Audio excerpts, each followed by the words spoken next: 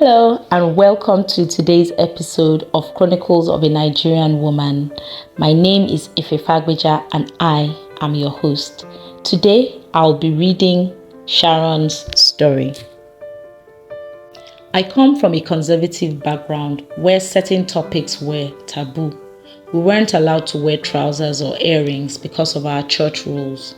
My mom never spoke to me or my two sisters about puberty or physical or emotional development. We learned some things in school and the rest we foraged through on our own. In my third year in the university, Isaiah was made our fellowship coordinator while I was the music team leader in my school fellowship. So we had to work closely together. We had grown up in the same church branch, and it was coincidental that we ended up in the same university. We could not develop a close friendship or express any form of interest, but we were friendly and had a lot of obvious respect for each other. The rules for dating or getting into relationships within our fellowship were quite stringent. Isaiah had to seek the permission of the pastor in charge who ran the church branch off campus. The matter was then tabled before a committee who informed me of Isaiah's intentions. To cut the story short, Isaiah and I started a relationship in our final year after a lot of screening and drilling.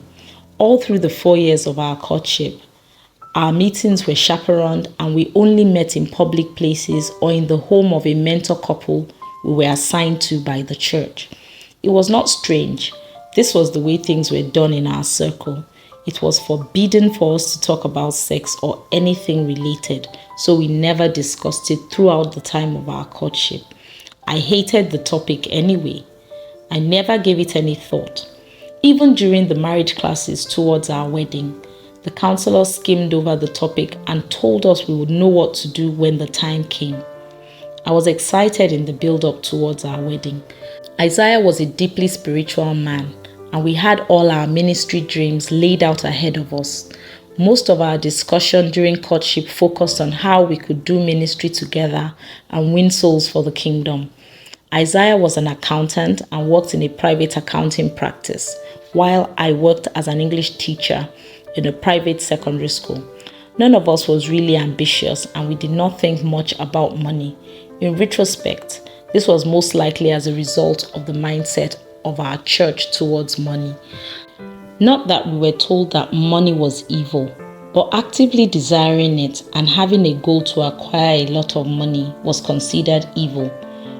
Once we made enough to meet commitments and have a little in our savings for emergencies, it was sufficient. Our jobs paid reasonably well, and so we were content.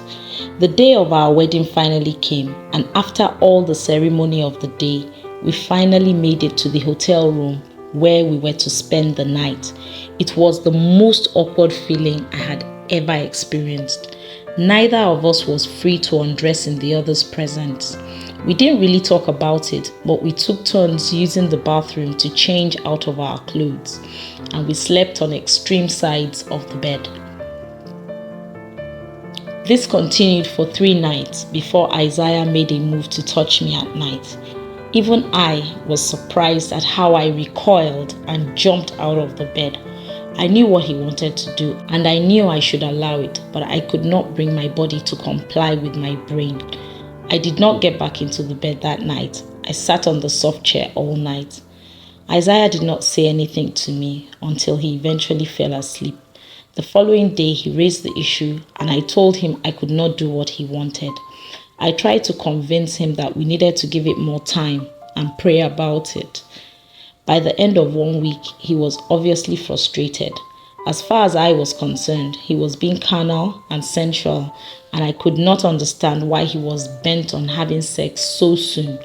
If he was as spiritual as he seemed, he would be able to wait a little longer, although, to be honest, I didn't know how much longer. I just could not see myself getting nude or allowing a man to see or touch my body intimately. It seemed vulgar.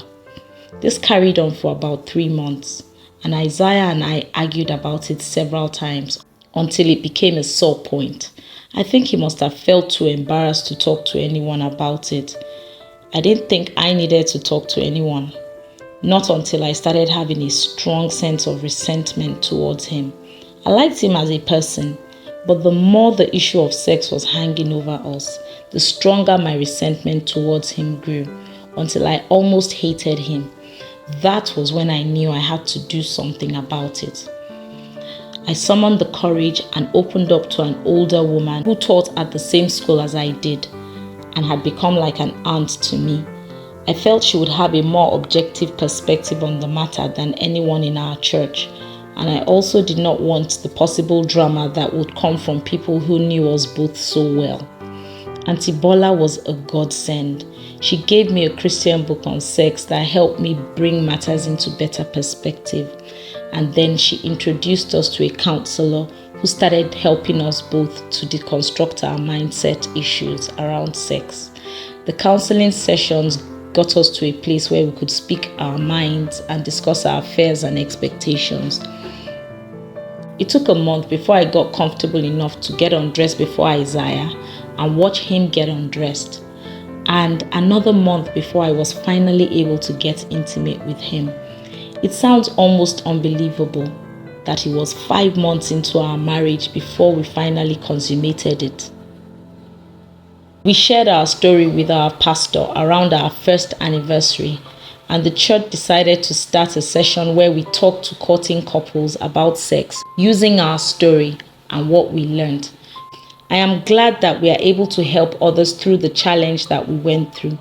I often find it hilarious when I look back at myself in that period, but it wasn't funny at that time, and I see how things could have turned out differently. I'm sure you picked a thing or two from Sharon's story. Please share your thoughts in the comment section. Don't forget to subscribe to my channel and turn on that notification bell so you always know when I post a story.